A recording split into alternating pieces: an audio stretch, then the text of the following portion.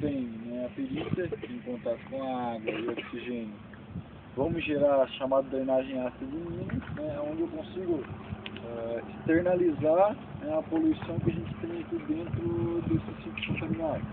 Então, a nossa principal ideia, ou a premissa dos projetos recentes da Céu Aberto, é tentar evitar ao máximo a contaminação das áreas fora do sítio minerado, né, de uma forma a dar um uso futuro para a área que passou pelo processo de mineração.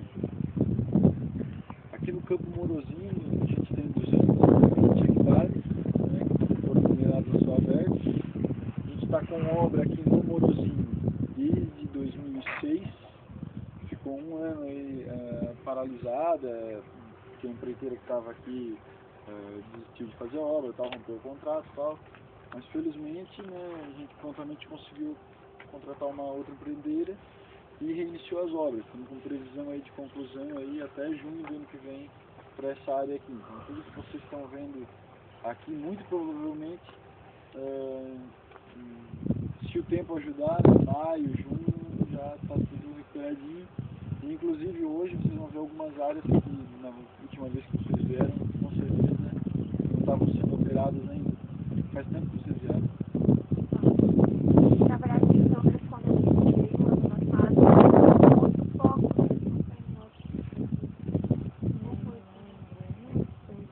Mas a gente não chegou muito na história. Acho que você vieram lá na frente. É. Tá. Então, assim, gente, a feição desses 220 hectares era semelhante a isso, né?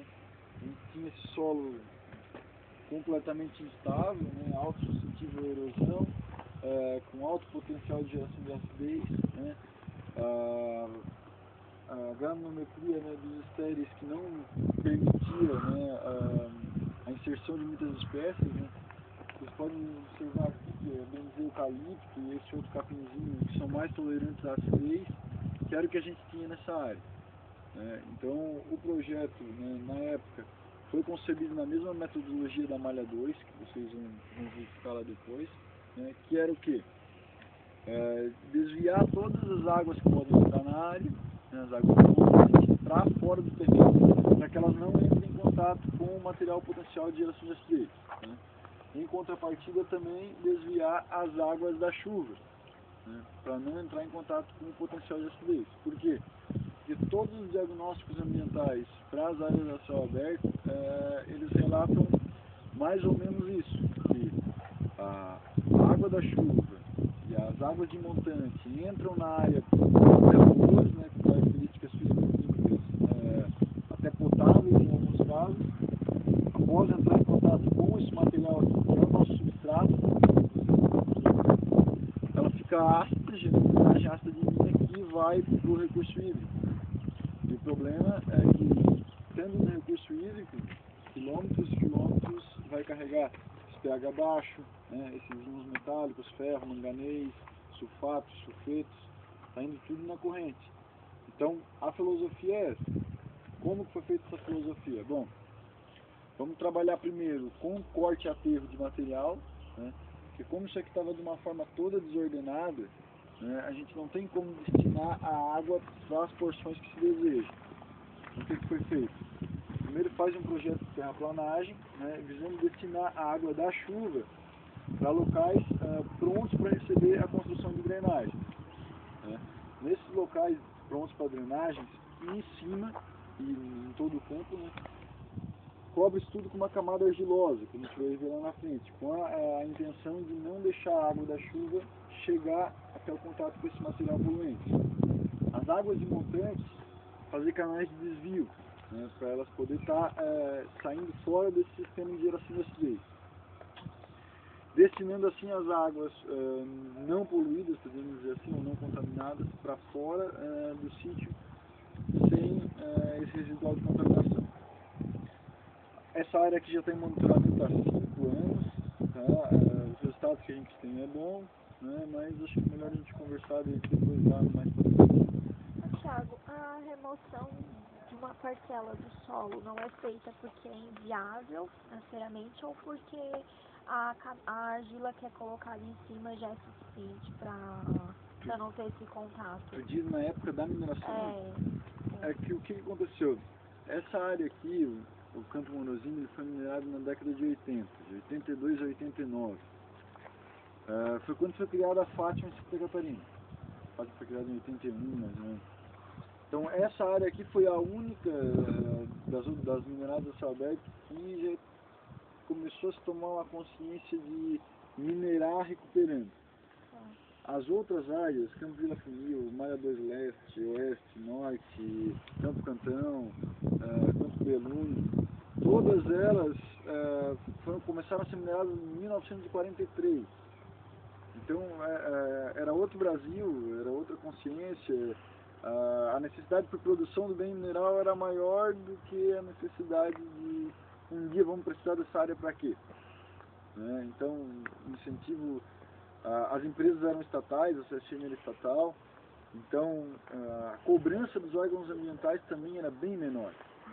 E o método utilizado para lavra a céu aberto na época, né, ele era para camadas de carvão em pequena cobertura. O carvão aqui ele estava de 0, de aflorante, até 30 metros de cobertura.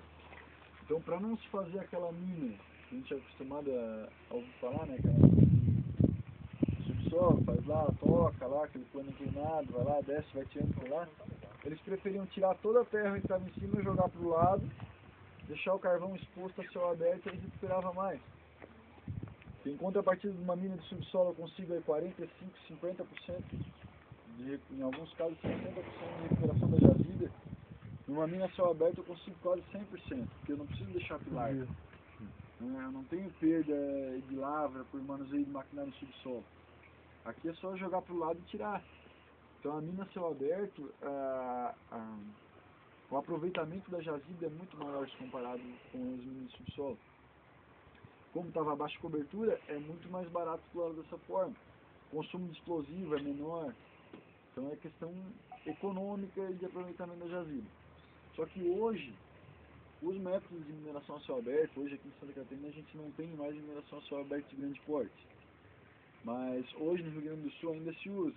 Mas os métodos já são diferentes, já se separa essa camada de solo orgânico, de solo alterado, para depois estar repondo em cima desse material.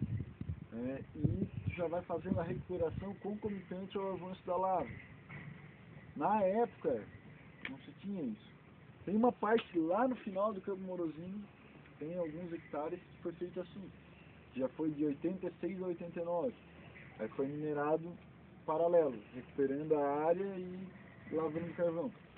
E o exceto só se tirava para o lado e tirava o carvão. Onde é que está o solo que estava aqui antes? Ele está embaixo disso tudo. Porque como ele era a primeira camada superficial, a máquina jogava para cá e ia jogando as outras em cima.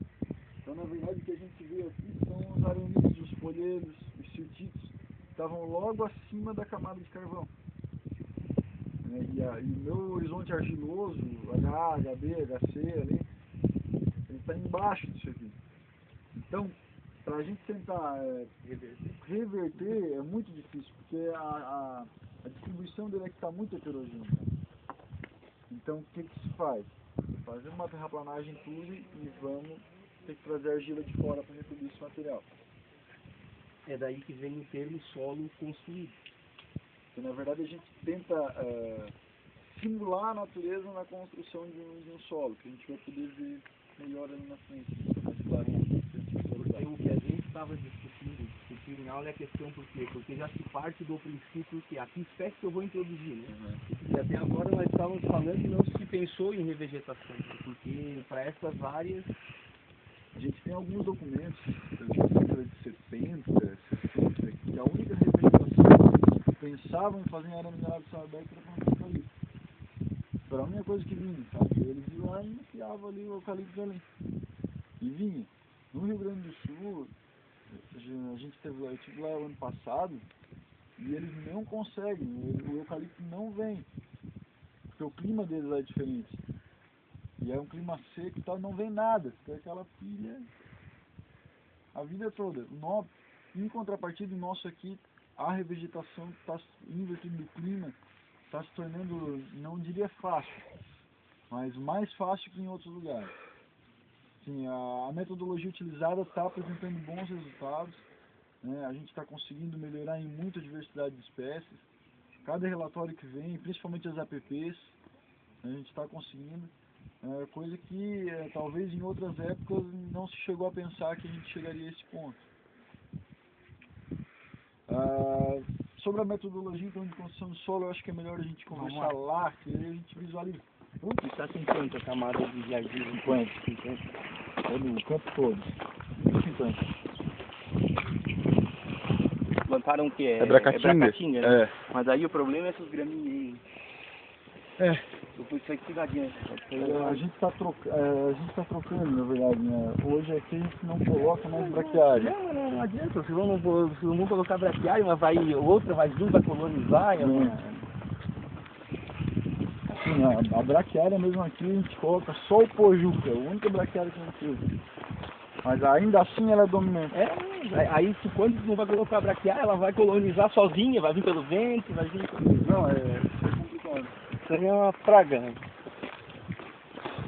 O que a gente tem visto por aí, essas áreas mais abertas, é o que mais tem complicado, essas graminhas exóticas. E assim, depois que tu põe a braquiária, não vem mais nada, ela abafa tudo quanto é coisa. É complicado. Lá na frente a gente tem uma área lá que no início a densidade de plantio era diferente. O Prade recomendava assim, 3 kg por hectare de pojuca, que a gente chama, 2 de calopogone e 1 de pensacola. Aquele 3 kg foi tanto que ele abafou tudo o resto. Aí a gente começou a baixar para fazer os testes. Aí hoje a gente bota acho que meio quilo. Para não ficar tão dominante, senão ela domina de uma forma que é.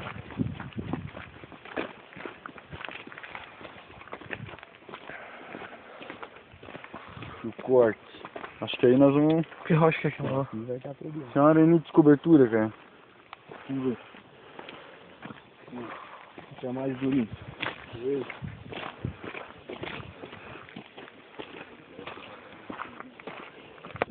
Não. Baixa, ainda muda, estamos colocando aroeira. E a bracatinga. Só nas APPs, né? Em alguns blocos. Bom, pessoal. Então, para vocês entenderem, ali é como se fosse o último corte da Marion, da máquina, né? De mineração aberta. Então, chegou até ali o carvão afundado. Então, tinha mais de 30 metros de cobertura, ela parou. Então, na verdade, a mineração chegou até ali. Naquele ponto lá a gente ainda consegue ver a camada de carvão.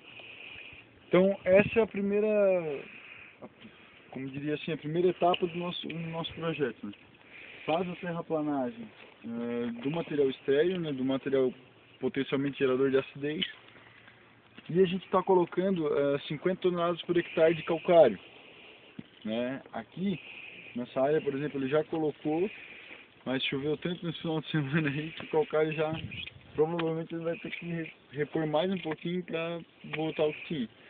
Então a gente entra com 50 toneladas por hectare de calcário em pó, em cima do estéril potencialmente gerador de acidez, para tentar dar uma mitigada nessa geração, né, nesse processo. E em cima dele a gente entra com 50 centímetros de material argiloso, né, que é esse material aqui. Então a gente entra com esses 50 centímetros, né, caminhão, espalha, né, com trator esteira. O material compactado, a gente está compactando só com o trânsito das máquinas. Não estamos colocando rolo em cima desse material. Aí em cima dele é que nós vamos construir o solo propriamente dito. Daí acho que está melhor para nós ver lá na frente onde ele fica assim mais ou menos, quando é passado em cima do estéreo, tá? Microbiológica. Não tem. Ela fez uma área que não colocou, a diferença é enorme. Enorme.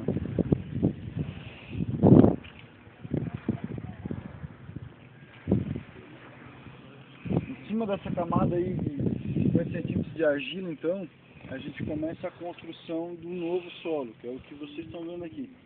Essa área que foi revegetada deve fazer... Gilson, como é que foi o resultado disso aqui? Quando? Hoje é quarta, segunda-feira. Nossa, a chuva deu um gás, né? Deu. Tudo envermelhado também, né? Pô. Então, olha, eles revegetaram essa área segunda-feira e já tem a semente germinando. Como é que a gente faz esse processo de construção do solo? Em cima desses 50 centímetros de argila, né, que vem da jazida de Crespo, que a gente pode estar olhando depois, é colocado 29 toneladas por hectare de calcário, de novo. Ah, por que coloca esse calcário de novo? Porque o primeiro calcário tinha o objetivo de mitigar a geração de acidez do estéreo. Esse segundo calcário ele tem o objetivo de tratar, né, esse substrato, esse solo construído que a gente está fazendo, para ele disponibilizar nutrientes para a planta. Então a gente vai lá, joga mais 29 toneladas por hectare de calcário para estar disponibilizando nutrientes para a planta. Em cima disso a gente entra com o nutriente propriamente dito, que seria o adubo químico NPK, né, semeado a lanço, tratado a lanço. Junto com isso a gente coloca cama de aviário, né, que é o esterco de galinha. Se eu não me engano, estamos colocando aí 120 metros cúbicos por hectare, uma camarinha. E em cima disso aí, sempre incorpora isso aí.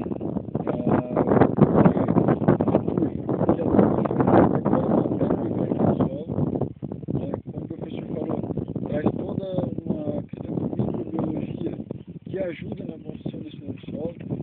Hoje na Malha 2, a gente já tem locais lá, que até teve universidades que vieram fazer pesquisas e tal, que a gente já está tendo a formação de horizontes biogenéticos em alguns parques, né? Ou seja, o troço já não está nas camadas que a gente colocou certinho em projeto, já começou a ter um processo mesmo de formação de solo, processo de pedogênese, que é o que a gente quer. O que a gente pensa nesses projetos é isso, é dar o nosso start, né, para o meio ambiente, para a natureza fazer a parte dela, né, que é tentar dar um destino para a área. Aí essa turfa, além da matéria orgânica que ela vai disponibilizar nutrientes, carbono, hidrogênio, para a nutrição da planta e outros micronutrientes também, ela traz um enorme banco de sementes. Então, além das espécies que a gente entra com semeio, né, vai me vir todo um banco de sementes da turfa. A gente tem ali, depois nós vamos passar uma área que já está revegetada há mais tempinho. Dá para ver assim, ó, isso aqui é da turfa, isso aqui é da turfa, isso aqui é da turfa, isso aqui é semeado, isso aqui é semeado. E como que a gente faz esse semeio, né? Estamos colocando aí sempre um coquetel de 3 espécies, né? Diferente de outras empresas ou outros casos que a gente já vê, o pessoal chega lá e joga só uma espécie, né? A gente utiliza aqui 3, sempre 3 juntos, para quê? Para estar aumentando a diversidade na área. Então a gente entra aqui, a gente faz diferenciação, no inverno entra com espécies de inverno, no verão entra com espécies de verão. Por quê? Porque é muito necessário para a contenção dos primeiros sinais erosivos. Um tempinho assim, cobertura aí, 10 dias que seja, ela já começa a enfrentar processos erosivos. Né? Então, o que eu preciso nesse primeiro momento do projeto de recuperação, estabelecer uma cobertura vegetal para mitigar a geração de processos erosivos. A primeira coisa, por que é importante? Senão toda a argila que eu coloquei vai embora, toda a semente que eu coloquei vai embora. Então, quanto mais rápido vir, melhor. Se eu usar espécies de inverno, propriamente no inverno, eu vou ter um crescimento melhor. No verão também. Então a gente faz essa diferenciação aqui. Sobre espécies que a gente está usando. De verão, calopogônio, pensacola, estilosentes. De inverno, aveia preta, azevém, ervilhaca. Então acho que na frente dá pra gente dar uma olhadinha melhor. Mas todas as áreas que a gente vai ver e que a gente vai passar depois, já tiveram naquele estágio, depois vieram para esse estágio aqui, depois os outros estágios. É só a questão dessas espécies, né? Por exemplo, o que vem no banco da turfa, uma questão que é vantagem, porque são tudo espécies anuais, né? Então o que acontece? O ciclo de vida dela é um ano, então ela vai crescer e vai morrer, então a finalidade dela é essa. Então não vai ter aquele risco de ela crescer, se estabelecer e impedir que a vegetação digamos assim, nativas se desenvolvam, né? Então, ou seja, esse é o objetivo. A mesma coisa dessas plantas que ele está falando. Então, você vê que não foi citado o caso da braquiária, né? Que vai invadir, mas mesmo assim não impede que uma gramínea exótica venha e invada, como o caso daquelas áreas lá onde tem bracatinga e as gramíneas invadem embaixo. Então, por isso que é um cuidado que eles tomam aí nessas áreas aí, né? Porque são gramíneas anuais, né? Mas que às vezes não conseguem competir com outras que vêm e invadem, né? Que é coisa que a gente não tem como controlar às vezes, né?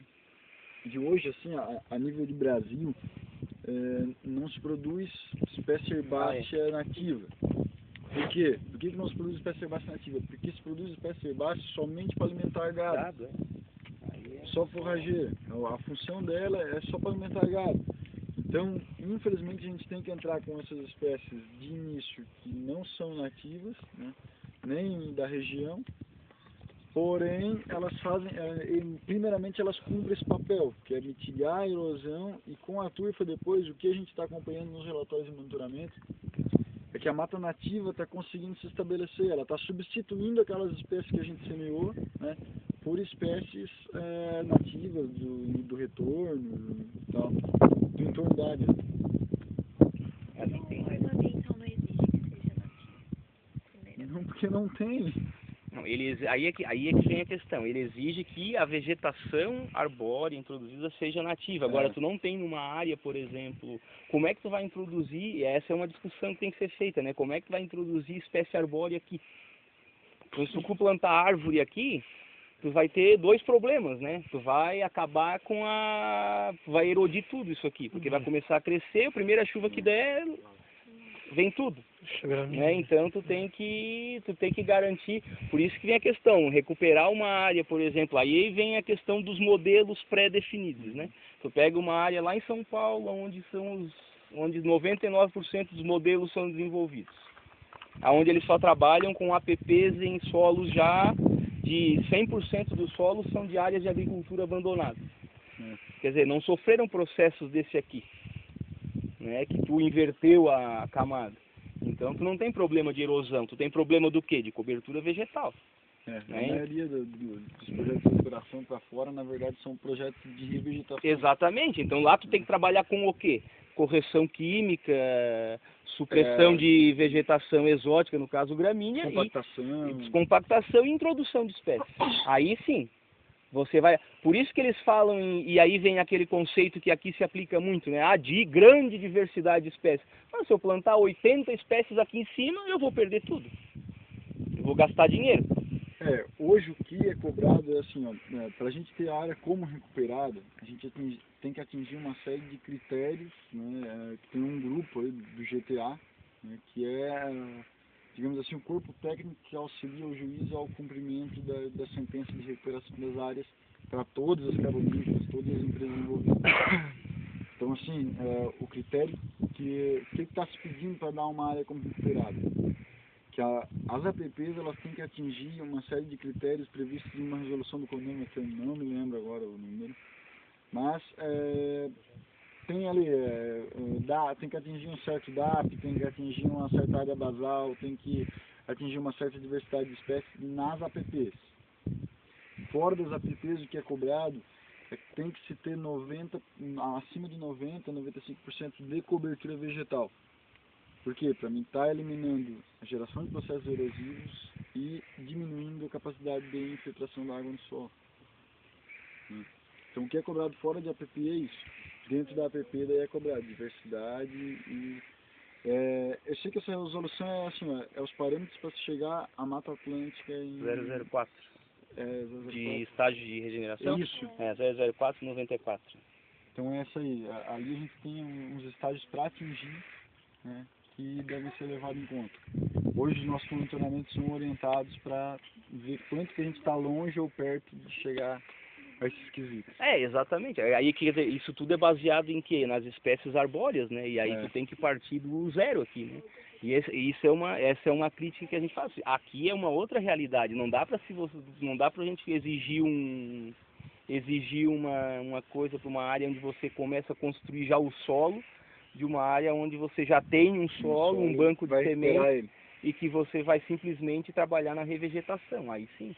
Essa é uma questão. Por isso que às vezes a gente chega, que espécie que eu planto? Numa condição natural, qualquer uma. Agora aqui, aí vem essa questão. Arbórea aqui a gente planta nas APPs, a gente entra com mudas mesmo, ilhas de diversidade nas APPs, 9, faz ilhas, né, 9 espécies, aqui, 9 aqui, 9 aqui. E aí a gente bota pitanga, araçá, acho que figueira, feijão guandu, bota algumas espécies nativas, ingá, feijão, algumas espécies nativas arbóreas nas APPs. Fora das APPs, a gente está semeando bracatinga e aroeira, né, e acho que capuroroca, só, a gente vai começar, só aqui no bloco 5, que é essa parte de trás aqui. Por quê? Porque na época do diagnóstico, né, foi feita toda a caracterização daquele material que está ali. E o diagnóstico apontou que o estéreo presente no bloco 5, ele tinha menor potencial de geração de acidez. Então, aqui no bloco 5 a gente semeia, porque daí não tem aquele problema das raízes abrir uma fenda para onde possa passar a água para ter contato lá. No bloco 5 a gente entra com arbóreas. Fora do bloco 5, só as que vêm naturalmente. A gente não está semeando arbóreas lá, só nas APPs. Só qual é o pH desse estéreo aí que vocês consideram um pouco... Depende muito, professor, porque assim... Média, assim. A gente tem vários estéreos, várias... níveis estratigráficos ali. Mas assim, quando a gente tem aquele escuro, o pH é mais baixo. Mas assim, 4, alguma coisa nesse sentido. Quando tem arenito já, que é um arenito, se ele não for peritoso, ali um arenito mais, ou até umas camadas de argento em cima, já tem 6. Então depende muito do material que ficou por cima na época da lava. Não, a pergunta é, porque isso é uma questão, né? Porque o problema para a planta não necessariamente seja o pH, né? O problema é o material que está associado ao arenito, né? O nosso planejamento indica aqui que o problema é a disponibilidade de alumínio. Exatamente. Ele, como ele foi tirado da condição natural de formação da rocha, disponibilizou muito alumínio. O alumínio é tóxico para as plantas. Aí é que vem o problema. Aí aumenta lá CTC, lá... Porque, por exemplo, eu fez um trabalho em áreas de turfa, porque o pH era 3. Porque a turfa é ácida. A turfa é ácida, né? E tu tens uma floresta em cima, né? Então quer dizer, as plantas sobrevivem, mas aí vem a condição de todo o material associado ao estéreo, né? Que é diferente do solo natural. Essa é a grande condição. E também a questão do enxofre, né? Isso, né? Aí vem já vem na área de estéreo ali que vai de 0, 2% de enxofre até ir embora. Aí vem essa questão que realmente é o problema. Por isso da argila, né? Para minimizar esse contato com a água. Esse contato. Aqui, pessoal, a lava chegou até aqui, onde tem aquele paredão ali, foi um corte que foi detonado para tirar. Lá embaixo, lá, tem aquela camada de carbonoso meio alterada, ali, todo branco ali, ó. Embaixo daquele paredão ali é a camada de carbono. Então, o pacote é alto, né? Então, nós deveríamos estar lá em cima. Esse local onde ele está hoje, ele era mais ou menos naquele nível lá. Né? E o que aconteceu? Tirou daqui então, e assim sucessivamente, desde lá do asfalto. Então lá do asfalto onde a gente entrou até aqui, isso aqui foi tudo mineral de saudade, isso aqui fez essa situação de corte. Acho que podemos dar a volta ali pra frente. Fazer 2 semanas diferentes. Já tem sacola, né? É semeada, Esse não tem problema. tem sacola que a gente usa. Vocês não tem problema, né? Não. Porque ela não é braquiária, né? Por exemplo. Essa morre fácil com a sombra, né? Aquilo é poeira. Aquilo é poeira.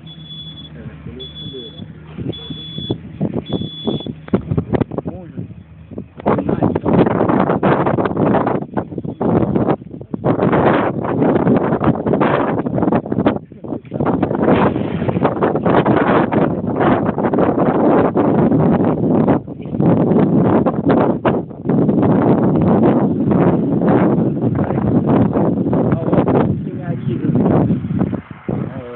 Vocês têm pensado aí.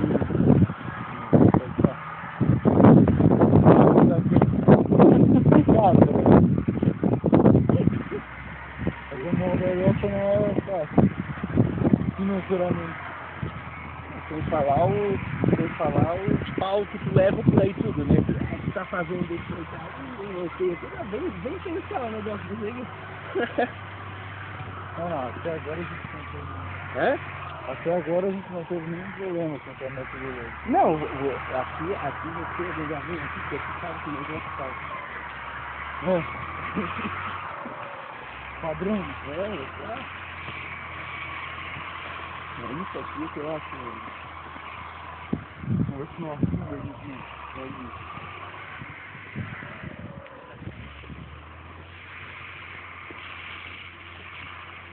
E aí é pra desviar, no caso. Isso aqui é porque assim, ó, tem toda a água pura do morro. Mas tem córrego ali, né? Não, vem pela vem falha, pela rocha, falha, vem vindo. Porque na verdade o que tinha de córrego aqui, Ah, sim. né, Já era. perdeu. Então o que a gente fez, né? O projeto concebeu, né? Esse canal aqui, ó, ele capta todas as águas de montante e leva direto pro Rio Morozinho sem entrar em contato com o estéreo. Porque ele é feito ali com meio metro compactado em cima, fundo, embaixo, lateral, tudo. Então toda a água que vir de lá, ela vai cair primeiro aqui, ó, não vai passar mais por dentro de todo esse estéreo. O que acontecia antes, né? Vinha água lá, isso aqui era só estéreo, tudo em bloco, totalmente permeável, a água passava por dentro e ia sair ruim lá na Lagoa 4, lá na asfalto. Então hoje isso está Aquela corzinha. Bom, gente, essa é a nossa metodologia de construção de drenagem, né? Então aqui os dois tipos, né? A drenagem feita em eucalipto, né?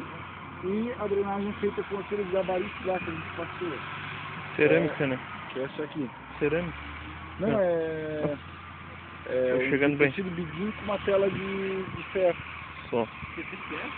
É o rack. Também pode ser o bidinho. É com a embaixo, qual é a função desse tecido?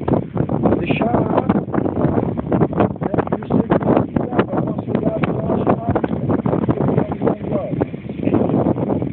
Então o que acontece?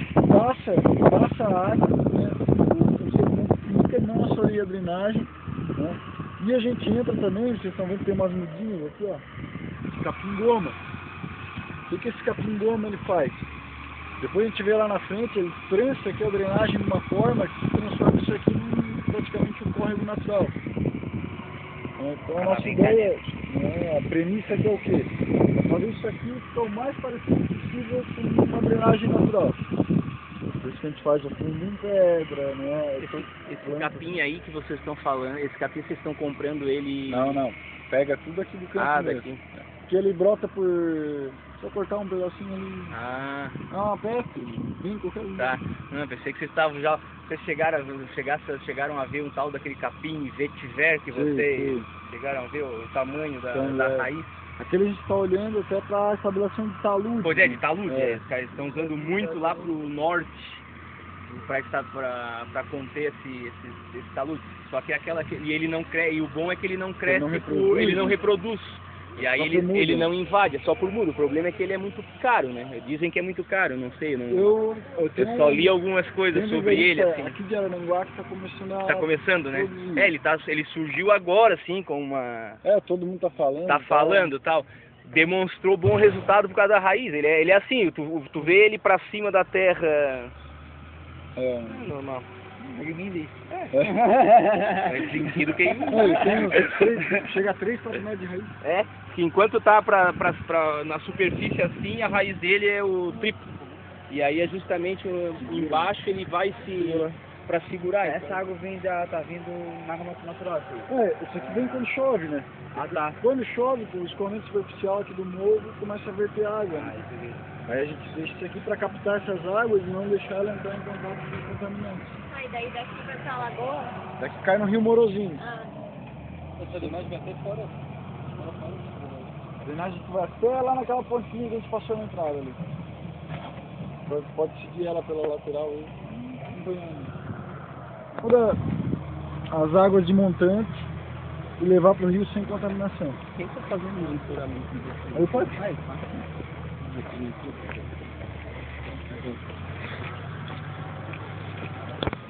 Ah, tem pessoal que fez mestrado, fez coisa diz que dá. Que tá vindo. Agora a gente plantou aqui recente, né? Não faz 2 meses que tá aí. Mas na Malha 2, né? Aqui no Não, Malha 2 eu sei, né? Malha 2 eu sei que tá escrevendo um trabalho lá com o Ricardo, né? No Malha 2 aqui a gente ainda não tem nenhum... No Malha 2 não, no Morozinho a gente não tem nenhum estudo em cima desse puleiro. Aquela parte ele foi plantada faz quanto tempo? Essa aqui... Deve fazer uns 2 Mas tem 2 meses, 3 meses. ainda não tem caída então pra chegar lá no... Tem. Com chuva, Tudo né, serviço de claro, topografia, tudo certinho. né? Na chuva, né, claro. Porque senão não passa água, né? Não é um canal perene, né? Só quando chove. Se vamos pelo lado de cá é mais fácil. Ah, tá. Mas tem poleira pra cá? Só que depois pra nós passar... podemos... Vamos por ali.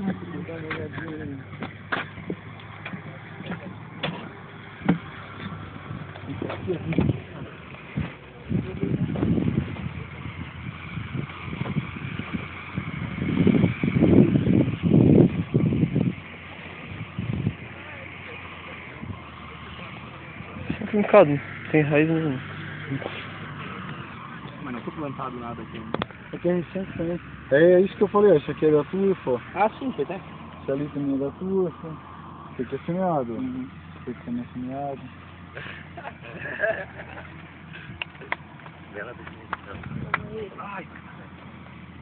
Ó, e esse aqui, dá pra não esse pisar na aqui são gramínea, os tais dos poleiros artificiais aí. É bem... Qual é o objetivo dele, né? Assim, o passarinho pare aí pra descansar e tá com uma sementinha. Ele deixa a semente aí. E aí vem aquela velha discussão, né? De nada adiantaria um puleiro desse se as condições embaixo não tivessem boas. E aí... E aí também é aumentar o trânsito, né? Porque nas áreas onde, por exemplo, ali não foi mexido, porque na época do diagnóstico, né, chamou que aquele canto ali, por alguma...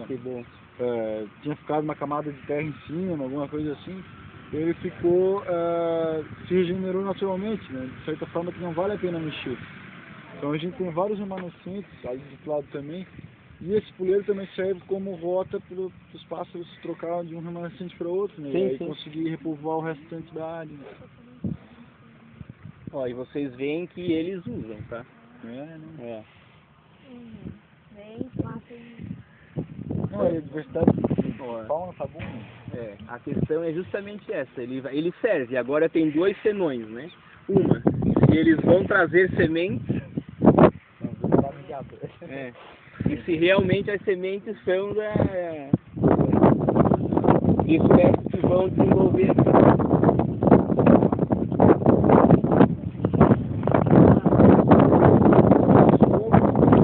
Eles vêm com situações.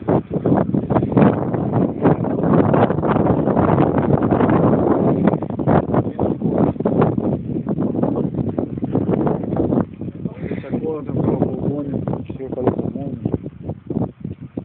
semeado também. E a goma já está se estabelecendo.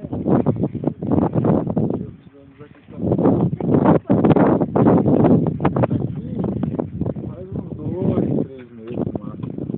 E agora você como semente. Com aroeira e vacatinha.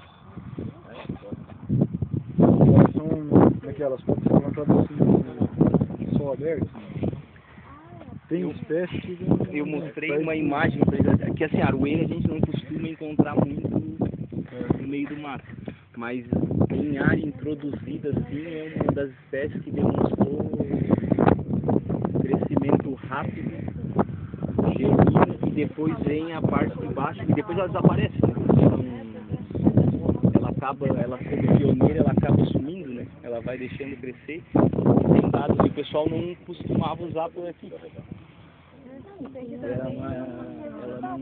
Porque tu não acha aroeira no meio do mato? Não. Teoricamente, Até a ela é a aroeira na curva do Brasil, mas não é daqui, né?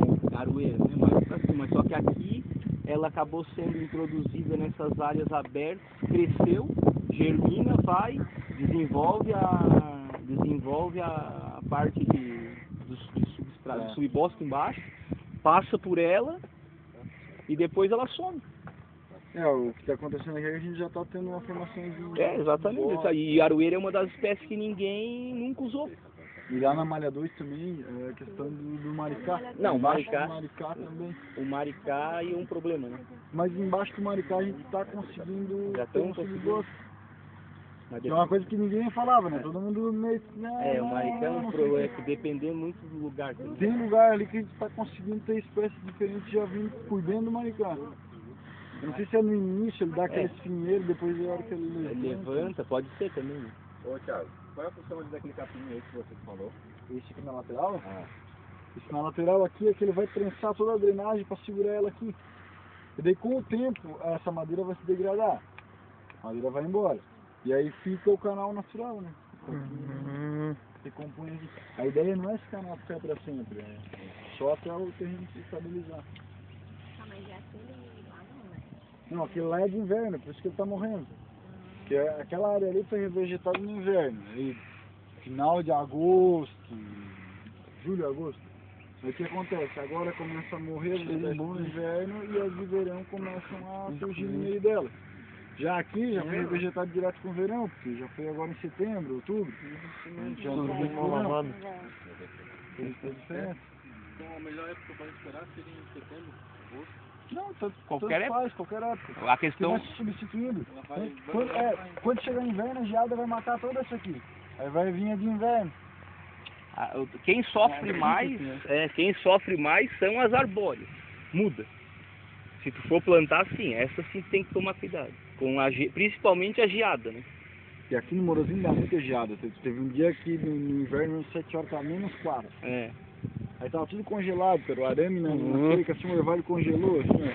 Tem as caras pensando... Ficou legal, assim, bater foto. E aí, a vegetação de verão esquece, né, cara? Queima tudo. Semelhante à de inverno ali que tá queimada pelo sol agora. Porque mas aí vai se... A grama ela acaba ainda voltando, né? Agora uma arbórea, depois que tirou, torre. Qual o tamanho máximo que chega a gramínea? De altura? Cara, depende muito da espécie. Isso aqui, ó. Não sei o que dizer, cara. Mas essa aí ela é bem rasteira, cara. Rasteira. A pensacola. Aí o calopogônio dá uma arvoreta assim, morre. Isso aí é do inverno, por favor. Não, o calopogônio de verão também. Verão também? A de inverno é essa aqui, né? Que é a aveia Aveia? Aveia, ervilhaca. E a azeia vem. Aí esse aqui dá alta, ele vem até aqui assim. Só que esse aqui não é usado para alimentação animal, né? Fica esse capinzão seco. Aqui, ó, de verão já tá vindo. É que agora a gente tá bem na Plantaram agora, verão? Não plantamos aqui. Aqui ela vem daqui. Vem naturalmente. Ó, tu pode ver aqui, ó. Começa a vir já de verão no meio. Verão já vem. Então, na verdade vai se substituindo. Se for outra época, né? A gente vai avançando a recuperação conforme está disponível as máquinas e tal, o tempo. Não dá pra fazer tudo assim, tem que fazer por talhões, né? Quando aqui a gente fez inverno, né? Depois aqui já fez a semana de verão, foi diferente. Aquele verdinho ali no meio. Provavelmente ficou alguma carrada de pico, alguma coisa que já...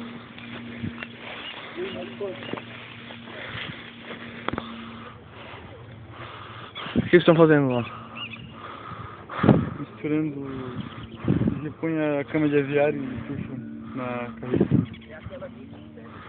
Vou espalhar. A espécie de inverno começa a trocar pelas de verão, você vem percebendo pelo meio, assim, algumas germinando, ó, ali ó, dá pra ver algumas verdinhas germinando no meio.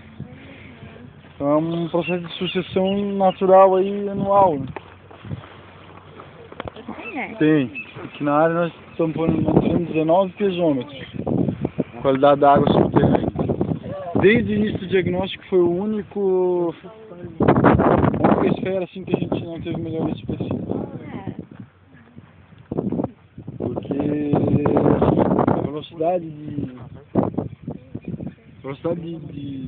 permeabilidade da água subterrânea no meio desse arenito todo, no meio desse aí, é relativamente baixa, né? Então a ideia que a gente tem é que a gente só vai ter resultado depois de alguns anos de final de implantação do projeto. Mas isso é outro trabalho também. Não, Precisaram continuamos monitorando, só porque assim, a água superficial já teve melhora, a vegetação, o solo, fauna, flora, todas as esferas. A única que estatisticamente teve um ou outro ponto que sim, melhorou, tal, não sei o que, pH, melhorou ferro, melhorou. Mas estatisticamente a água subterrânea a gente está um pouquinho só acima da condição do diagnóstico, muito pouco. A melhora da água subterrânea ela é muito lenta, né? Para a questão de mineração a céu aberto, porque tu destrói os aquíferos que tem ali. Né? Para chegar lá no carvão a gente destruiu o aquífero freático, destruiu o aquífero da camada de arenito, né? Aquela que a gente viu exposta lá. Né? Tu uniu ali dois aquíferos. Né? Até porque tem contribuições de outros locais, né? Tem contribuição externa. Todo esse morro aqui ele é minerado no subsolo por outra mina. Né? Então pode ser que tenha contribuição lá também. Em outras áreas a gente tem isso aí, contribuições de mina no subsolo. Pode ser que você faça tudo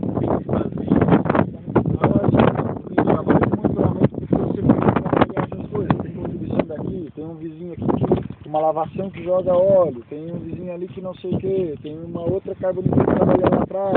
Então, tem que manter o teu trabalho de monitoramento para estar mitigando essas coisas, né? Para estar olhando, peraí, minha água subterrânea não está melhorando, mas tem um cara que tem um depósito de carvão gigante na área vizinha. A minha fauna não está melhorando, mas o cara tem uma britagem do lado, uma barulheira que espanta tudo. Então, por isso que é a importância do monitoramento e avaliar essas coisas. Né? Às vezes mascara um pouco o resultado. Essa área aqui, ó, ela foi dada como um remanescente, então aí não foi mexido, porque a condição que a vegetação já estava era melhor. Essa área aqui foi mexida, já faz uns 3 anos, cara. E ali foi colocada a bracatinga, que é essa árvorezinha que a gente fez ver ali. Nessas áreas aqui, onde foi semeada a bracatinga, a ideia é que ela fique parecida com isso.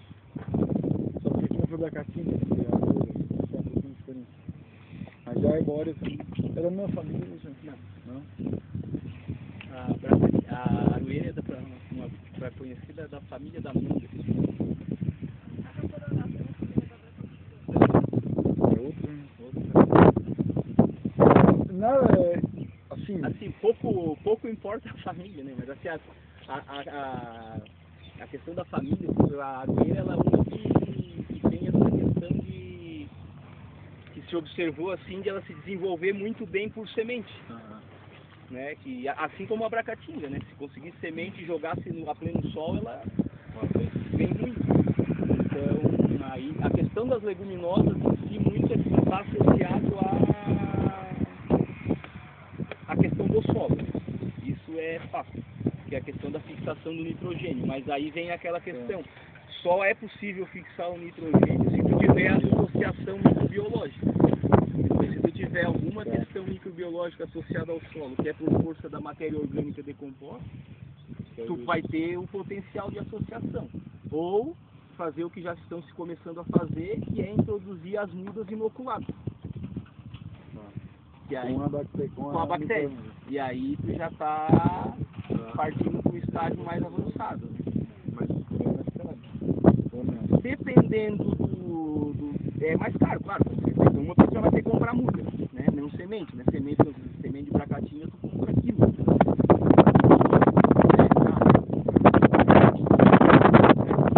Já pode até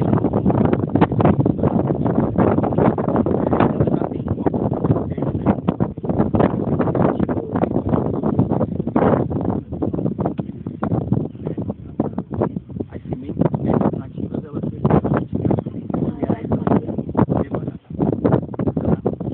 essa é uma questão. E aí as leguminosas elas têm essa relação. Mas são plantas que plantou. O problema bom, exemplo do projeto E da Siderópolis, que depois que eles cortaram e desmataram o projeto M, ela brotou tudo de novo. E o fogo também ajuda, né, em alguns casos. Né? O fogo aí também quebra a dormência da semente. Essa é uma questão. Pessoal, vamos lá. Ou talvez outras fontes de matéria orgânica. Não vamos prestar nenhum.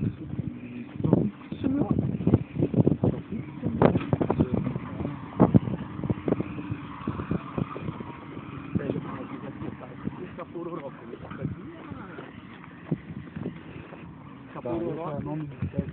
Pororoca e pororoca. Mas grandiuva, aí tem aquelas questões, né? Grandiuva, guiada, essas coisas aí. Sei aí. Tudo tem que ensaiar, porque é tudo muito novo, né? Então, na verdade, ninguém sabe direito. Então, você vai tentar aí mesmo. Aí é que vem o que se fez, né? Que trabalhou muito naquela questão, plantar, vamos plantar. Aí se introduziu muito de espécie. Mas morre tudo. Aí começou a dizer, bom, mas essa aqui morre no inverno. Essa não tolera geada, essa não tolera sombra, essa não tolera... Quando tu for avaliar quem são as top mesmo? Vai achar 5, 6 espécies. São aquelas que, num processo inicial, que tu pega, por exemplo, em regiões assim lá regiões lá da Ásia, por exemplo, já estão fazendo isso. Quem são as mais, aquelas que vão se estabelecer naquelas piores condições. E depois pensar em produzir espécies mais exigentes. Porque o araçá é muito problema. Por causa disso, ele é muito exigente de quanto a umidade.